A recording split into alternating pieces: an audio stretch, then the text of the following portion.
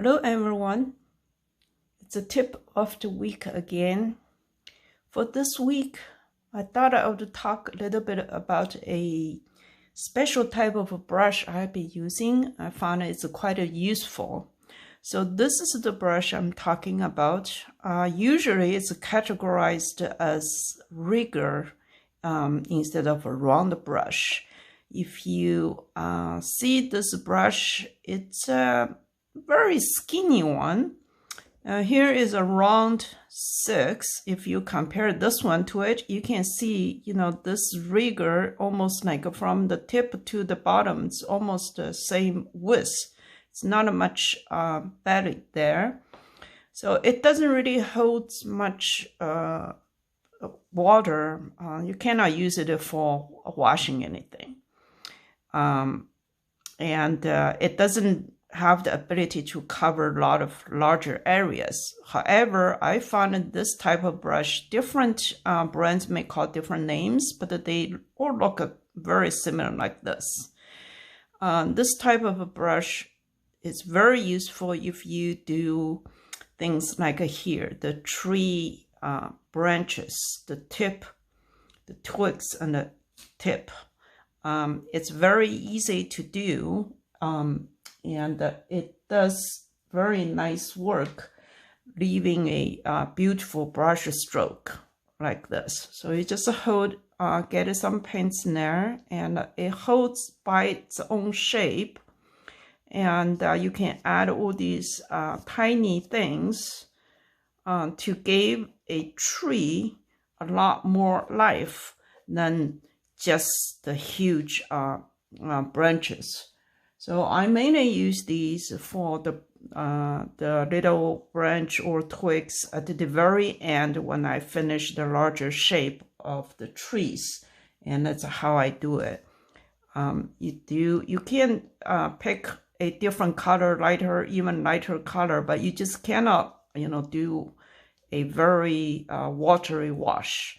It's very useful when you do these little branches here and there, and it gave a nice bounce back. I think these type of brushes are all made synthetic. I don't think there is anything that I've used that's with natural hair. So when you have that, it gave a nice finished touches to the trees. This type of places a nice touch, looks like very finished. And it depends on how you twist them to different directions. You see it's very easy to hold and move around. So it gave you very nice, very thin brush strokes without any effort. So plus that, if you want to do, let's say right now it's springtime, I wanted to add some green leaf at the very tip. When you start seeing the spring come in the very tip of the tree, and sometimes you see a hint of greens. So that's, I use it sideways and do things like that. So that just gave enough a hint to change the color of the branch or twigs at the very end, but gave enough texture to have a hint as a spring leaves. Of course, you can do, like brushing it on or splash it. But I found that this is very nice because I don't really have to change my brush all the time. I just do this way and continue my finishing up work for this one. Here gave a little green hint, like just gave little texture to it. And you can even do that. In addition, you can see here are the grass brush strokes. I use the same type of a brush to give a nice finish touch. At the very tip, don't hold this brush this way. I hold it to the very end of it, and with my wrist, it's very loose and free, so I can give the movement a control, but not really controlled. Okay, so that gave you the freedom to move the brush, not rigid. And you see, because it has very little hair, so you cannot get a lot of a paint. You need to constantly go back and to get your pigment on top of that. It wouldn't last very long for the pigment you put on there, but it's just enough to do a few finish touches here and there, and it's a nice combination with a larger wash, soft wash, huge shapes, and then, you know, then add the little touches like that. So that's how I use it. This is a similar one. I think it's a try different manufacturer. It's all about the same character, you know, very few hairs in there, and that's how it works. Okay, so that's the rigger brush on trees.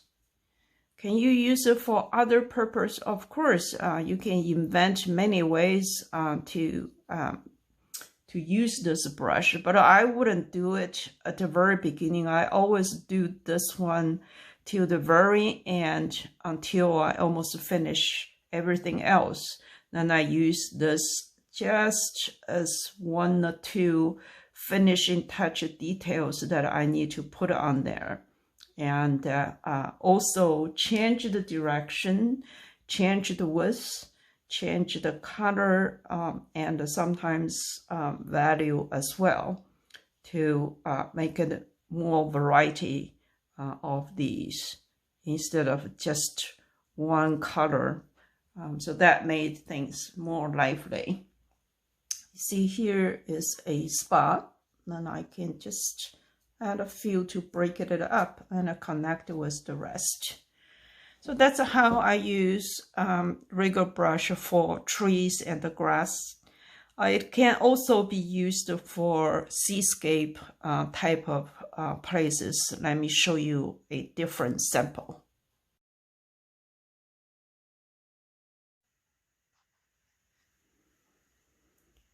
Here is a different sample of using rigger brush. So again, the rigger brush is very skinny. It doesn't have much hair on there, but you can draw nice vertical or horizontal patterns with this. If you let your hand has the freedom, your wrist shouldn't be tight and shouldn't be hold this tightly. Should hold it to the very end, and it's very easy to create the sail mass in marine painting. So just do that, and you see it's not really like, you know, completely straight, but it doesn't really matter once you have multiple lines and at a different angle, and it forms nicely.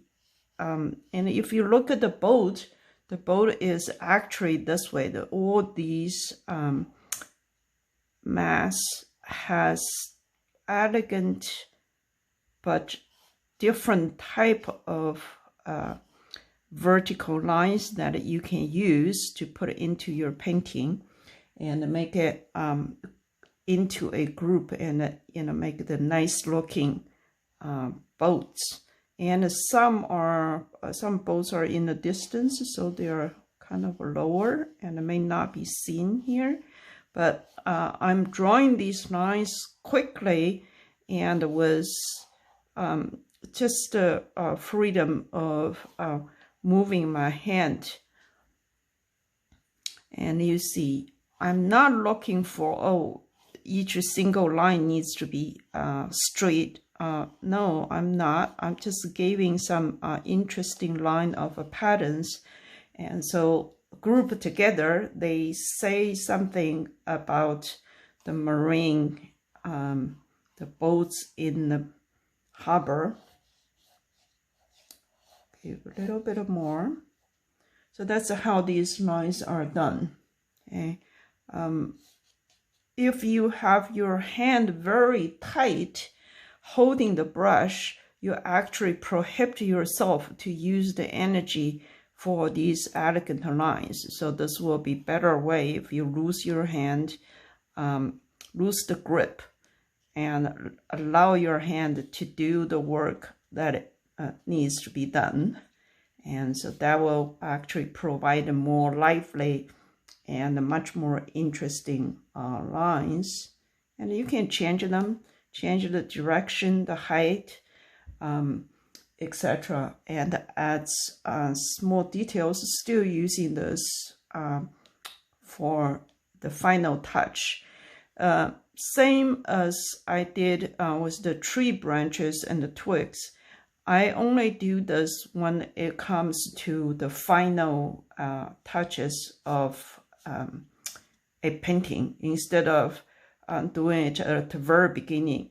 So you needed to do the larger shapes and all these things. And just a handy tool that help you to do all these interesting and elegant brush strokes.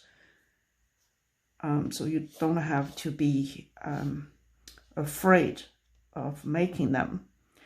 Of course, all these can be done if you use other brushes. I just found this rigor, it helped me to be not afraid of myself and be loose, because it's just a simple tool that very helpful and very easy to use.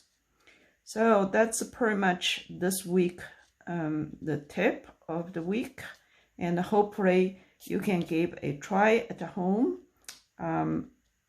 or at some point when you find this brush. Though most of these brushes are not expensive at all. So it's worth giving a try, adding some character to your painting. Okay, thanks for watching, and I will see you sometime next week.